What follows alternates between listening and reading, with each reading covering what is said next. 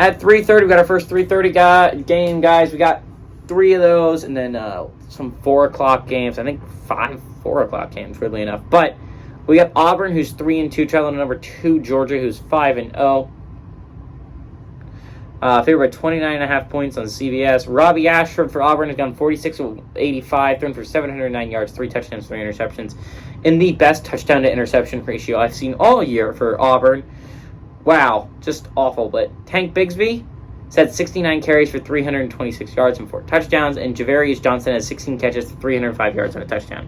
Stetson Bennett for Georgia has gone 116 and 167, thrown for 1,536 yards, 5 touchdowns, 1 interception. Kendall Milton on the ground has had 44 carries for 271 yards and 4 touchdowns, and Brock Bowers has had 20 catches for 342 yards and 2 touchdowns.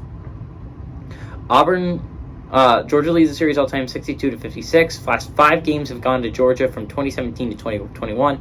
Last Auburn victory was the famous Auburn victory where they beat Georgia in the regular season, and then they lost to Georgia in the SEC championship. Georgia would go on to go all the way to the national championship, where they would lose the heartbreaker to Tua Tagovailoa and the Alabama Crimson Tide.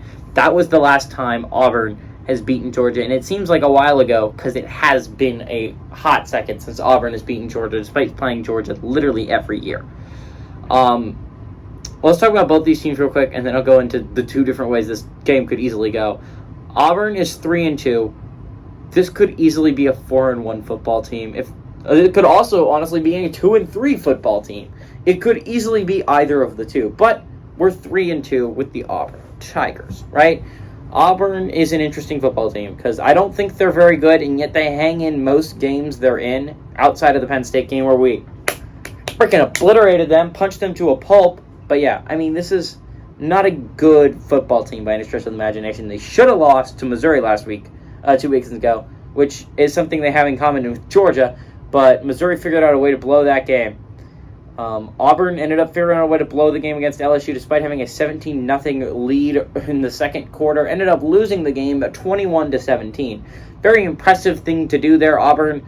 Real great stuff there, guys. You're doing a great job at losing football games. Great.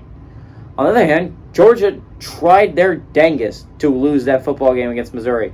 Literally did not play for 3 quarters of football. They decided to spot the Missouri Tigers 3 quarters of football. They still won the game, but they only played in the 4th, really. They didn't do anything for the other 3 quarters. Me and YJ had the most fun in the back when we were driving here for the Florida game. We had the best time in the world making fun of the Georgia Bulldogs. That's Bob's team, by the way, my best friend Bob.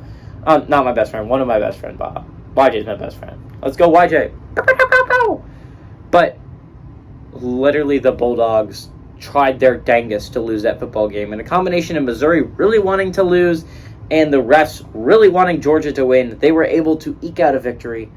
By the way, the reffing in that game was just piss poor. It was awful reffing. If you have not go back and watch it. There was literally pass interference almost every play in the 4th quarter on Georgia. Did not call it. On a big 3rd down conversion that led to a Georgia touchdown that would give them the lead, did not call an obvious hold. He tackled the Missouri defensive end. How is that not called? But I'll answer the questions because the refs wanted Georgia to win that football game.